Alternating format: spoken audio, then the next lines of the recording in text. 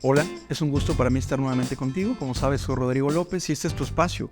Y vamos a aprender a construir juntos, mediante Sapere Aude, esta reflexión, este cuestionamiento, esta crítica constructiva y algo también que es evidentemente el eje rector de todo así que de este proyecto y estos capítulos, es la lectura, el hábito de la lectura. ¿Sí? Es decir, piénsalo tú, evidentemente ahorita en voz baja, pero por ejemplo, ¿cuántos libros has leído este año?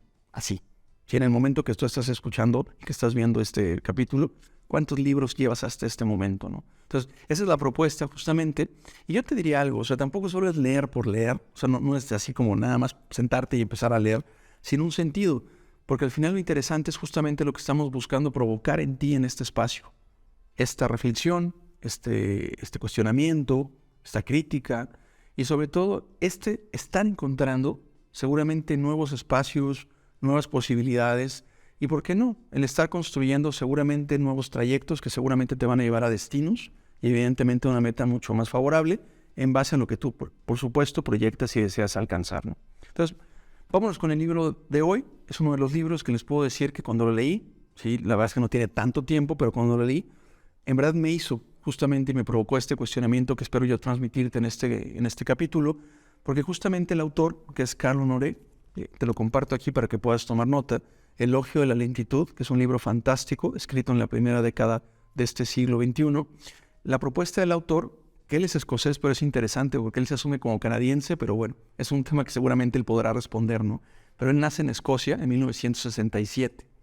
Y lo que hace el autor es que, bueno, él es uno de los, digamos, como grandes promotores o caras visibles de este movimiento slow, que es básicamente bajarle mucho así que la velocidad a lo que estamos haciendo y que justamente sobre ello, sobre bajar la velocidad, podemos estar encontrando, pues, ahora sí que más ideas, más reflexiones, más propuestas e incluso te voy a decir algo, más disfrute. Hay que disfrutar más lo que hacemos. Es decir, si estás comiendo, disfrutar la comida, saboreándola.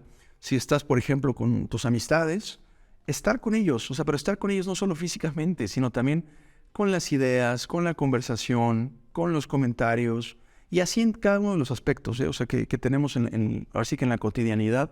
Si estás en el trabajo, si estás en la iglesia, si estás en la escuela, por supuesto, para ti que eres estudiante también, si, no sé, estás tal vez en algún grupo, un movimiento social, si estás con tu equipo deportivo, para que estás pensando otra cosa en ese momento. O sea, de eso se trata mucho, ¿eh? Es un poco la idea de Mihaly Csikszentmihalyi, del concepto del estado de flujo, pero evidentemente acompañándolo, ¿sí?, de alguna forma para contrarrestar esta velocidad y esta dinámica que estamos viviendo actualmente. Entonces, tú ya conoces la dinámica, va a ser algo muy, muy parecido, en cuanto que yo tomo algunas ideas textuales del autor y, bueno, en este caso las iré desarrollando junto contigo, con algunas reflexiones que espero que también nos puedas acompañar compartiendo tus comentarios en nuestras redes, ¿sí? Voy con la primera, y lo cito textual. Ha llegado el momento de poner en duda nuestra obsesión por hacer todo más rápido. Correr no siempre es la mejor manera de actuar. Fíjate qué interesante, ¿no? Yo siempre pienso en el conejo de Alicia en el País de las Maravillas, seguramente lo has visto, que va corriendo para todos lados, ¿no? Pero no sabe para dónde va y nunca tiene claro incluso si alcanza o no un resultado. ¿Por qué? Porque justamente no tiene un propósito y tampoco le está dando un significado a ese andar corriendo y andar apresurado todo el tiempo, ¿no? Es decir, esta cronopatía que decíamos en un capítulo previo, de querer siempre, es como obsesión, el querer siempre aprovechar el tiempo. Acuérdense que en la antigua Grecia, en la Grecia clásica, se le daba mucha relevancia, por ejemplo, a temas como el ocio. El ocio, como saben, sin H y con C, porque es precisamente el que puede parecer que no estás haciendo nada, pero en realidad sí lo estás haciendo. Porque puedes estar pensando, puedes estar disfrutando el momento, puedes estar reflexionando.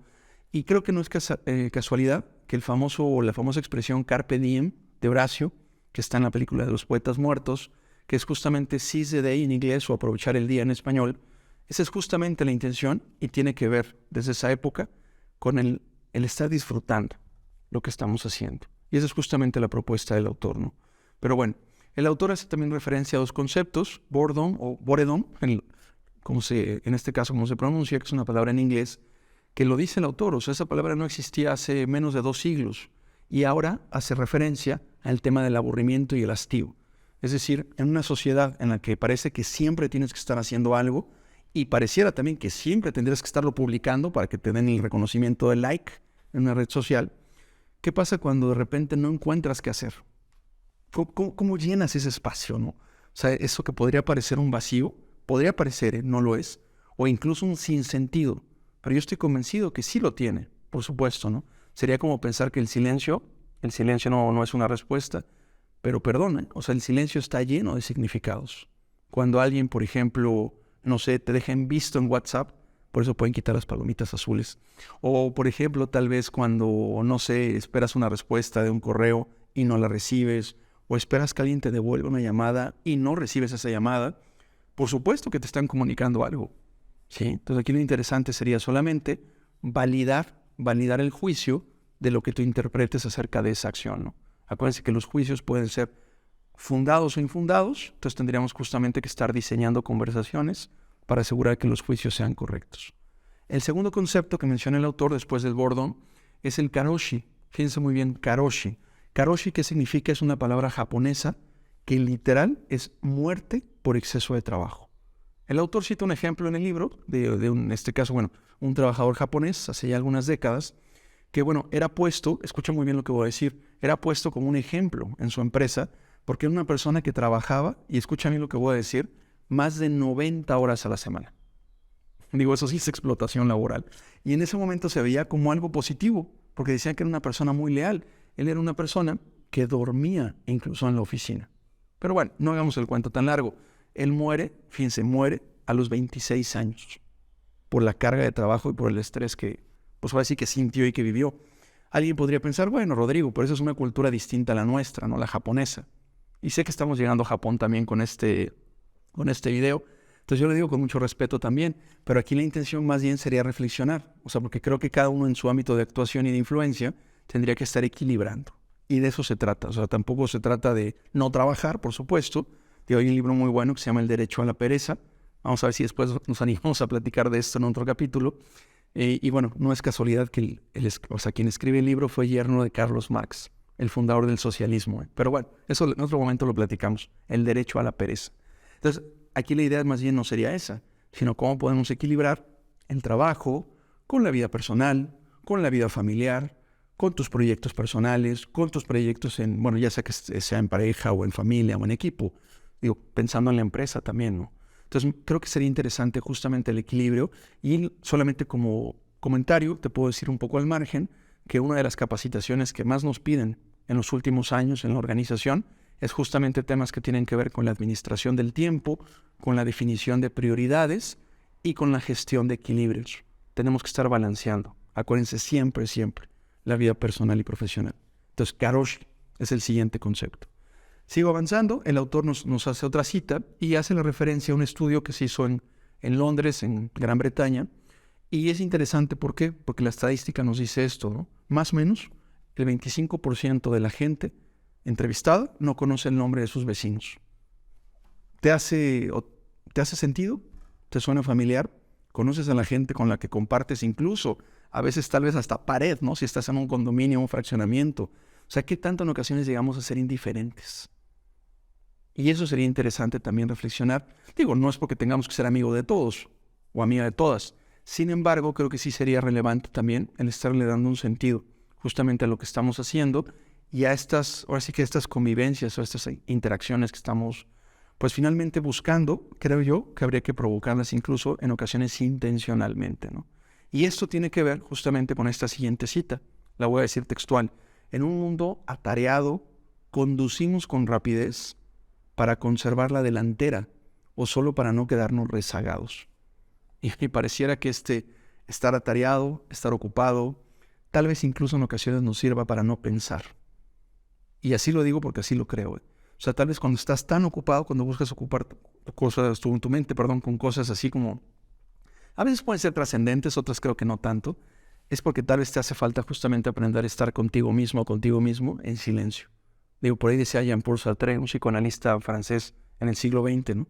Quien estando solo se sienta solo es que está mal acompañado. Entonces me parece que tendríamos que también aprender en esta gestión de los tiempos a equilibrar eso, ¿no? O sea, también a estar contigo misma, contigo mismo, que es necesario, y estar también con los otros, ¿no? Y me parece que en ese equilibrio y en esa definición justamente de prioridades podemos estar logrando lo que yo creo son resultados mucho más favorables. Vayamos a la recta final de este capítulo. ¿Qué nos propone el autor y qué hacer en verdad para, pues incluso un poco como dice él, ser un poco más slow, es decir, como no tan rápido, ¿no? En ocasiones, ¿no? Fíjense muy bien, una propuesta que hace él, y así lo dice textual, es caminar, pero solo caminar, fíjate muy bien, y sin música, porque la música ya te distrae. Digo, no es que esté mal, ¿eh? O sea, digo, pues hay gente que hace ejercicio con música, hay gente que digamos, la música te relaja, o sea, no te diría que no lo hagas, pero es interesante, porque justamente el estar en silencio, y bueno, la propuesta aquí puede ser, digo, caminando, es una actividad al aire libre, no sé, alguna dinámica incluso que tal vez sea diferente a lo que tú haces de manera habitual, puede estar ayudando, porque precisamente lo que genera es distracción. O sea, una de las palabras clave que quiero que te lleves de este capítulo es la distracción. O sea, el ser humano necesita aprender a distraerse.